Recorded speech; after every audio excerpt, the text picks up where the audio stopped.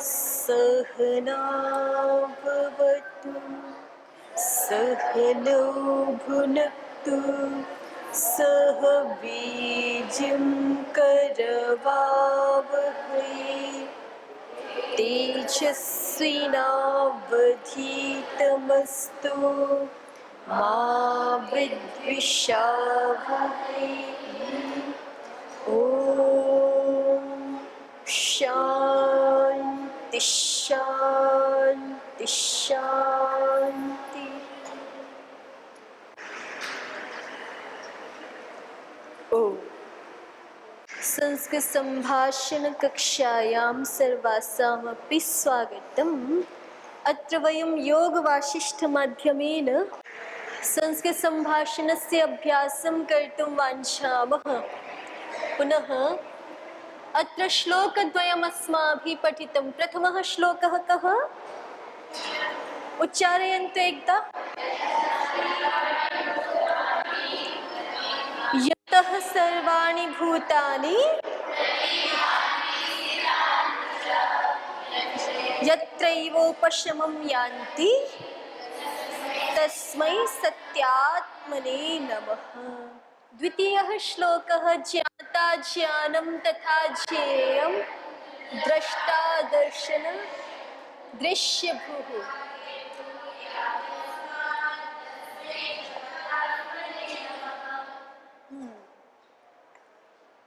इदानीं तृतीय श्लोके आनन्दस्वरूपाय परमात्मने नमो विधीयते। तृतीयः श्लोकः एकदा उच्चारणं करिष्यति। स्फुरन्ति सीकराय स्माद् आनन्दस्याम्बरे वनौ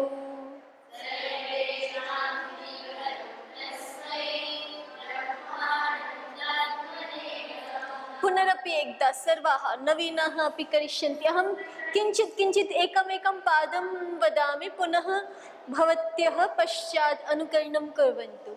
स्फुरन्ति सीकराय स्माद् आनन्दस्याम्बरे वनौ सर्वेषां जीवनं तस्मै ब्रह्मानन्दात्मने नमः। अर्थं पश्यामः। पूर्वं विभक्तिवचनं स्फुरन्ति। स्फुरन्ति इति क्रियापदं। लट् लकारे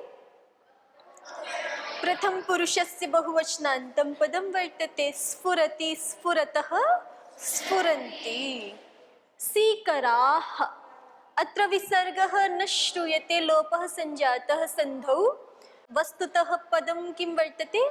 सीकराः। यथा रामः रामौ रामाः, तथैव सीकरः सीकरौ सीकराः। प्रथमा बहुवचनान्तं पदं। रूपाणि कथं वर्तन्ते? रामवत्। तथैव अग्रे यस्माद्। यस्मादिति पञ्चम्यन्तं पदम्। आनन्दस्य। आनन्दस्य इति यस्मादिति प्रातिपदिकं किं वर्तते अत्र? यद्। पञ्चम्यां रूपं वदन्तु। यस्माद् याभ्यां येभ्यः। तथैव आनन्दस्य। आनन्दस्य इति षष्ठेकवचनान्तं रूपम्। आनन्दस्य इति आनन्दस्य इति षष्ठेकवचनान्तं रूपम्। रूपाणि कथं भविष्यन्ति? रामवदेव। सम्यक्, रामवदेव भविष्यन्ति। आनन्दस्य आनन्दयोः वदन्तु।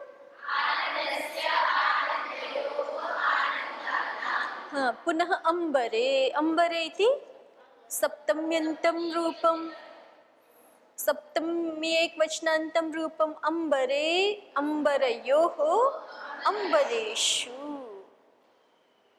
पुनः अग्रे सर्वेषां। सर्वेषाम् इति षष्ठी बहुवचनान्तं रूपं। षष्ठी बहुवचनान्तं रूपं सर्वस्य सर्वयोः। स्वयं वदन्तु किं रूपं भविष्यति? जीवनं जीवनमिति प्रथमैकवचनान्तं रूपं जीवनं जीवने जीवनानि तस्मै इति तु पूर्ववत् चतुर्थ्यन्तं रूपं चतुर्थी एकवचनान्तं रूपं ब्रह्मानन्दात्मने ब्रह्मानन्दात्मने इति चतुर्थी एकवचनान्तं रूपं नमः इति अव्ययपदम् अर्थं पश्यन्ति इदानीं स्फुरन्ति सीकरा यस्माद् अन्वयं वदामि अहं ध्यानेन शृण्वन्तु यस्माद् आनन्दस्य सीकराः स्फुरन्ति किं यस्माद् आनन्दस्य सीकराः स्फुरन्ति क्व स्फुरन्ति यस्माद् आनन्दस्य सीकराः स्फुरन्ति यस्माद् अर्थात जिससे आनन्दस्य आनंद के सीकर कहते छींटे ठीक है छींटे स्फुरन्ति प्रस्फुटित होते हैं कहाँ अंबरे अवनौ अंबरे अर्थात इस आकाश में आकाश मंडल में और अवनौ अर्थात पृथिव्याम अवनी इति पृथ्वी नाम निघंटु में पृथ्वी के 21 नाम पढ़े हैं ना उनमें से अवनी भी एक है अवनी ही उर्वी गोग माज माक्षमा इत्यादि नाम जो पढ़े हैं उनमें अवनी भी एक नाम है निघंटु में 21 पृथ्वी नामों में ठीक है तो अभिप्राय ये है कि हम इस पृथ्वी पर या फिर स्वर्ग में जहाँ पर भी कुछ भी आनंद की प्रतीति होती है वो सारा आनंद जिससे प्रकट हुआ है स्फुरन्ति सीकरा यस्माद् आनन्दस्य भगवान जी स्वयं तो आनंद राशि है आनंद के समुद्र है और जो हमें पृथ्वी पर कहीं पर भी किसी भी रूप में सुख दिखाई पड़ता है या हम शास्त्रों में जिन सार्गिक सुखों की स्वर्गीय सुखों की चर्चा सुनते हैं कि स्वर्ग में इंद्र को ऐसा सुख होता है कि देवताओं को ऐसा सुख प्राप्त होता है वो सारा का सारा सुख जिन आनंद के सिंधु भगवान के देखो भगवान जी तो आनंद के सिंधु हैं और जो सिंधु होता है वो बहुत सारे बिंदुओं से बना होता है ना बहुत सारे बिंदुओं से बना होता है और उस एक बिंदु का भी जो शतांश होता है उसको क्या कहते हैं सीकर एक बिंदु का भी जो सैकड़ा क्या बोले उसको 100वां भाग होता है ठीक है उसके 100 भाग कर दिए जाएं छोटे छोटे एक बिंदु के भी तो जो शतांश होगा ठीक है 100वां भाग होगा उसको क्या कहते हैं सीकर तो भगवान जी के एक सीकर से ही ये सारा सुख विस्तृत हो रहा है जितना हमें पृथ्वी पर और जितना स्वर्ग आदि लोकों में दिखाई सुनाई पड़ता है तो इससे हम कल्पना कर सकते हैं कि भगवान जी स्वयं जो है वो कैसे आनंद के स्वरूप हैं कैसे आनंद की राशि है कैसे आनंद के अगाध समुद्र है उसी बात की यहाँ पर महर्षि वाल्मीकि जी चर्चा कर रहे हैं स्फुरन्ति सीकरा यस्मात् आनंदस्य अंबरे वनौ सारे आकाश मंडल में और सारे पृथ्वी पर जो कुछ भी हमें आनंद प्रतीत होता है ये भगवान जी जो आनंद सिंधु हैं उनके सीकर के समान हैं उनके किसके समान हैं आनंद सीकरों के समान हैं यस्माद् प्रथम पंक्ति का अर्थ थोड़ा स्पष्ट हुआ यस्माद् अंबरस्य अवनौ च आनन्दस्य सीकराः स्फुरन्ति जिन आनंद राशि भगवान जी से पृथ्वी पर और आकाश में आनंद सीकर सर्वत्र फैले हुए हैं सर्वत्र प्रस्फुरित हुए हैं प्रकट हुए हैं सर्वेषां जीवनम और कैसा स्वरूप है जिनको हम नमस्कार कर रहे हैं उनका तो कहा सर्वेषां जीवनम जो सभी के जीवन स्वरूप है जिनके बिना किसी के भी जीवन की कोई कल्पना हो ही नहीं सकती है ना यदि हम सृष्टि में से भगवत तत्व को गायब कर दे, सच्चिदानंद तत्व को गायब कर दे, तो किसी के जीवन की कोई कल्पना है ही नहीं, उनके बिना जीवन है ही नहीं। तो इसलिए कह रहे हैं सर्वेशाम जीवनम, वो सबके क्या है, जीवन रूप है। और हम ध्यान से देखें तो हमें समझ में आ जाएगा बिल्कुल कि हमारा जीवन जो है वो प्रत्येक क्षण भगवान जी के हाथ में ही है और किसी के हाथ में भी नहीं है, ना हमारे स्वयं के हाथ में और ना ही हमारे माता पिता के हाथ में, ना ही हमारे संबंधी परिवारजनों के हाथ में, और ना ही इस पृथ्वी के बड़े से बड़े वैज्ञानिकों के हाथ में, ना ही बड़े बड़े विद्वानों के हाथ में। कोई भी हमारे जीवन को नियंत्रित नहीं करता है ना।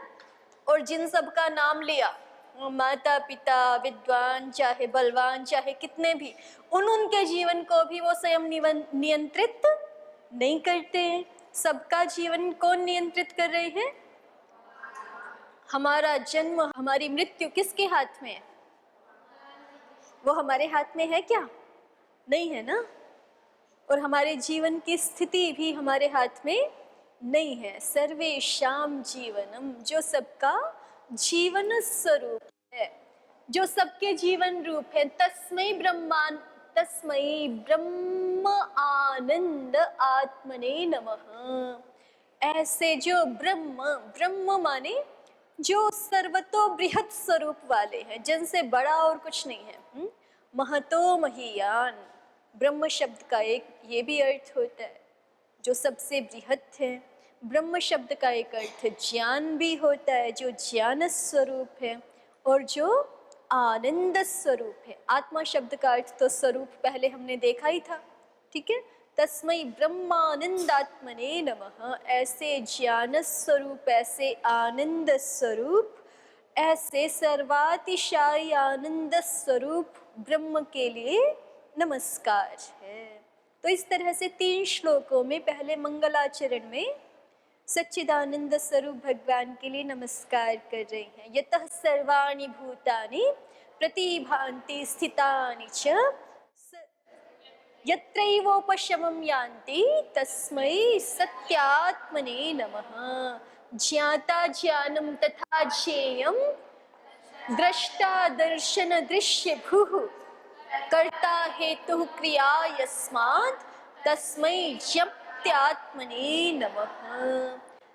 स्फुरन्ति सीकरा यस्मात् आनन्दस्याम्बरे वनौ, सर्वेषां जीवनं तस्मै ब्रह्मानंदात्मने नमः। अब यहाँ से कथा प्रारंभ होती है, ठीक है, योग वाशिष्ठ की। ये तो मंगलाचरण था। किसकी कथा ये अभी स्वयं ही पता चलेगा आपको, पढ़ते जाइए। पठन्तु अग्रिमः श्लोकः। सुतीक्ष्णो ब्राह्मणः कश्चित्, वदन्तु। संशयाकृष्टमानसः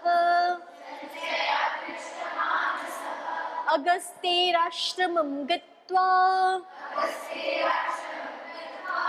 मुनिं पप्रच्छ सादरम्। सुतीक्ष्णो ब्राह्मणः कश्चित् संशयाकृष्टमानसः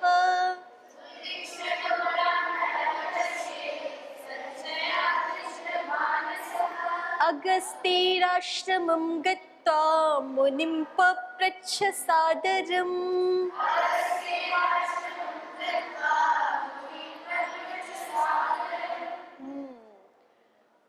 कश्चित् सुतीक्ष्णो नाम ब्राह्मणः वर्तते। कः वर्तते? कश्चित् सुतीक्ष्णः एकः ब्राह्मणः। एकः ब्राह्मणः आसीत्, तस्य नाम किं? सुतीक्ष्णः। तस्य मनसि कदाचित् सन्देहः एकः उत्पन्नः। संशयाकृष्ट मानसः, संशयेन आकृष्टः मानसः, मानसं यस्य स संशयाकृष्ट मानसः, अर्थात् तस्य सन्देहः कश्चित् विषये कदाचित् सञ्जातः।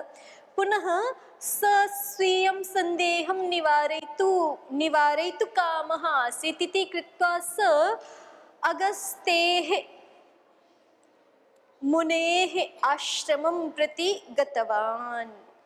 यदा अस्माकं सन्देहो भवति कस्मिंश्चित् विषये तर्हि वयं किं कुर्मः? वयं पश्यामः यः कश्चित् तत्र विद्वज्जनः वर्तते, यः अस्माकं सन्देहं निवारयितुं क्षमः वर्तते, तस्य समीपं वयं गच्छामः। एवमेव तु कुर्मः। तथैव सुतक्षणो नाम एकः ब्राह्मणः, तस्य मनसि कदाचित् सन्देहः सञ्जातः। स्वीयस्य सन्देहस्य क्व गतवान्? अगस्ती मुनेः पार्श्वे गतवान्।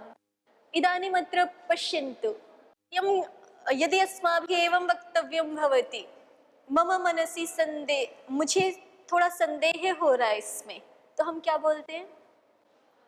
क्या बोलेंगे? अनुवाद कीजिए, अनुवादं कुर्वन्तु। मुझे इसमें थोड़ा डाउट है, मुझे इसमें थोड़ा संदेह हो रहा है, अथवा मम मनसि सन्देहः एकः। तत्स्थाने वयं किं वक्तुं शक्नुमः? अहं संशयाकृष्टमानसा अस्मि। संशयाकृष्टमानसः, अहं संशयाकृष्टमानसा अस्मि। मानसा स्त्रीलिङ्गे यदि वदामः तर्हि अहं संशयाकृष्टमानसा अस्मि। पुनः अग्रे पश्यन्तु, अगस्त्येराश्रमं गत्वा, आश्रमं गत्वा का विभक्तिर्वर्तते? द्वितीया विभक्तिः। प्रायेण वयम् एवं वदामः, यदा गत्यर्थक धातोः प्रयोगं कुर्मः तर्हि वदामः अहं यज्ञशालायां गच्छामि, एवं वदामः प्रायेण, अहं विद्यालये गच्छामि। तत् सम्यक् तु, परं तद् भिन्नेषु सन्दर्भेषु सम्यक्। प्रायशः गत्यर्थक विभक्त्या सह अस्माभिः द्वितीया प्रयोक्तव्या। सम्यक्, गत्यर्थक धातुभिः सह द्वितीया एव प्रयोक्तव्या भवति। यथा अत्र पश्यन्तु, आश्रमं गत्वा, एवं नोक्तम्, आश्रमे गत्वा। किमुक्तम्? आश्रमं गत्वा। आश्रमे गत्वा इत्यपि भवति। तत् कथं भवति इति पुनः अग्रे बोधयिष्यामः। परं प्रायशः द्वितीया विभक्ति केन सूत्रेण भवति? गत्यर्थकर्मणि द्वितीया चतुर्थ्यौ चेष्टाया मनध्वनिः। को अस्ति सूत्रमेतत्? अष्टाध्यायी आनीता वा? अष्टाध्यायी यदि आनीता अस्ति तर्हि पश्यन्तु, को अस्ति? द्वितीयाध्याये तृतीये पादे द्वितीया पंक्ति, 12 सूत्रम्। गत्यर्थकर्मणि द्वितीया चतुर्थ्यौ चेष्टाया मनध्वनिः। गत्यर्थक धातुना यत्र प्रयोगः तत्र प्रायशः द्वितीया विभक्ति वा प्रयुज्यते, चतुर्थी विभक्ति वा प्रयुज्यते। ग्रामं गच्छति, ग्रामाय गच्छति। किं नक्ष महोदय? ग्रामं गच्छति, ग्रामाय गच्छति। तथैव अत्र आश्रमं गत्वा, आश्रममिति द्वितीयान्तं पदं। सम्यक्। अपि च यस्य आश्रमं गच्छति तत्र षष्ठी, अगस्तेराश्रमं गत्वा मुनिं पप्रच्छ सादरम्। मुनिं पप्रच्छ सादरम्, मुनि को आदर सहित पूछा। पुनः सुतीक्ष्णः इति प्रथमान्तं पदं वर्तते, रामवत् रूपाणि। तथैव ब्राह्मणः इत्यपि प्रथमान्तं पदं, तत्रापि रामवत् रूपाणि भविष्यन्ति। संशय कश्चित् इत्यत्र कः इति प्रथमान्तं पदं, कः कौ के। चित् इति अव्ययपदं, चित् इति अव्ययपदं। संशयाकृष्टमानसः इति प्रथमान्तं पदं। कस्य विशेषणं वर्तते संशयाकृष्टमानसः इति? ब्राह्मणस्य। सुतीक्ष्णः यः ब्राह्मणः तस्यैव विशेषणभूतं पदं वर्तते। संशयाकृष्टमानसः कश्चित् सुतीक्ष्णो नाम ब्राह्मणः। स किं कृतवान्? तर्हि अग्रिमपङ्क्तौ बोध्यते। स अगस्तेः आश्रमं गत्वा, पुनः किं कृतवान्? तत्र गत्वा मुनिं पप्रच्छ सादरम्। कं मुनिं? अगस्तिं मुनिं सादरं पप्रच्छ। सादरमिति द्वितीयान्तं पदम्। केन सूत्रेण समासो भवति? आदरेण सह सादरम्। केन सूत्रेण समासः? वदन्तु, कः समासः? तेन सहेति तुल्ययोगे। तेन सहेति तुल्ययोगे कः समासः? बहुव्रीहि समासः। शेषो अगर अष्टाध्यायी लाए होते तो देखते अभी। शेषो बहुव्रीहि के प्रकरण में है ना सूत्र। शेषो बहुव्रीहि इत्यस्य प्रकरणे वर्तते एतत् सूत्रं, तेन सहेति तुल्ययोगे। ठीक है। तर्हि सादरम् अपि च अत्र वाक्ये सादरम् इति क्रियाविशेषणं किमस्ति? क्रियाविशेषणं कथं ज्ञायते? यतः सुतीक्ष्णो नाम ब्राह्मणः पप्रच्छ। कथं पप्रच्छ? अविनयपूर्वकं पप्रच्छ, औद्धत्यपूर्वकं पप्रच्छ नैव। किमुच्यते? सादरं पप्रच्छ। तर्हि सादरम् इति किं? क्रियाविशेषणं। कस्याः क्रियायाः विशेषणं? पप्रच्छ इति क्रियायाः विशेषणं। रामः गच्छति, पुनः रामः मन्दं मन्दं गच्छति। रामः तीव्रं गच्छति। तथैव मुनिं सुतीक्ष्णः अगस्तिं मुनिं पप्रच्छ। सादरमिति क्रियाविशेषणम्। सम्यक्।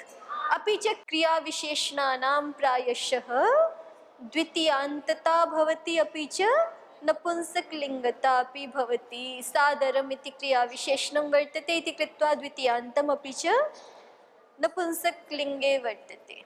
कोई सुतीक्ष्ण नाम का ब्राह्मण था, उसको कभी संदेह हुआ। संदेह की निवृत्ति के लिए किन पास गया? हाँ, अगस्त्य मुनि जी के पास गए और उनके आश्रम में जाकर के उनको आदर सहित उन्होंने प्रश्न किया, पूछा। ठीक है। पुनरपि एकदा श्लोकस्य उच्चारणं भवतु।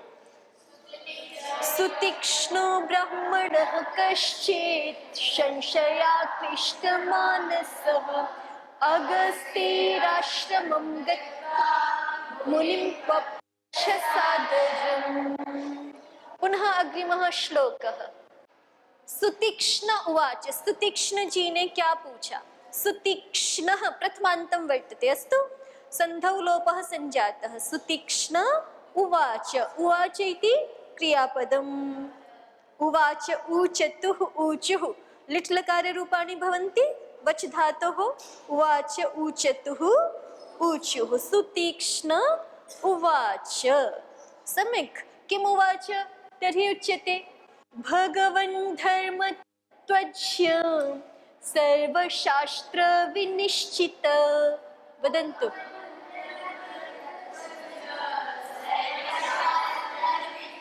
भगवन् धर्मतत्त्वज्ञ सर्वशास्त्र विनिश्चित संशयोऽस्ति महानेकस् त्वमेतं कृपया वद। संशयोऽस्ति महानेकस् त्वमेतं कृपया वद। इदानीं विभक्तिवचनं पूर्वं पश्यामः। भवत्यः ज्ञापयन्तु। भगवन् इति संबोधनपदं। विभक्तिवचनं पूर्वं बोधयन्तु। भगवन् इति संबोधनान्तं पदं, संबुद्धिसंज्ञकं पदं वर्तते। मूलप्रातिपदिकं किं?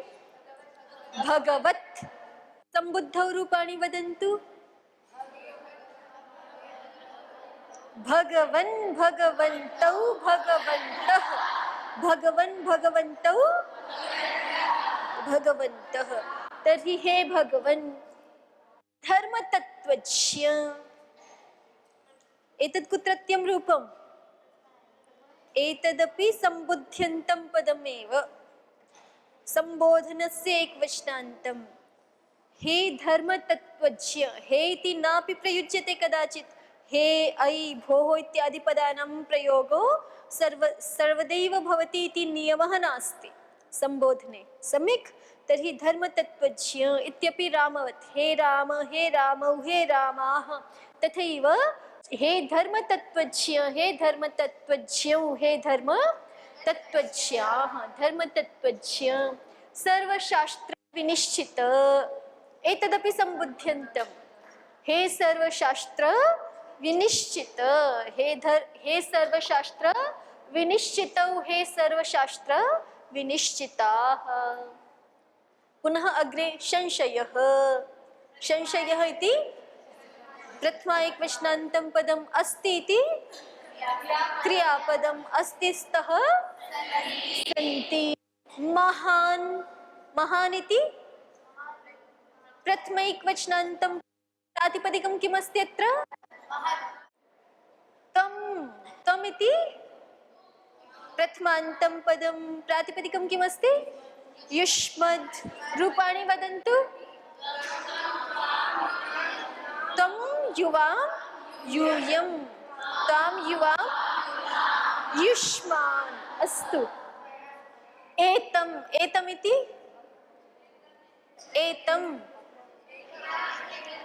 एतमिति द्वितीयान्तं पदं द्वितीया एकवचनान्तं प्रातिपदिकं किम् एतद् किं प्रातिपदिकम् एतद् रूपाणि वदन्तु एषः एतौ एते अलम् एतावदेव एषः एतौ एते एतम् एतौ एतान् अस्तु एतमिति द्वितीया एकवचनान्तं कृपया लतया इति किं भवति लतया तृतीया एकवचनान्तं पदं तथैव कृपया इति तृतीया एकवचनान्तं पदम्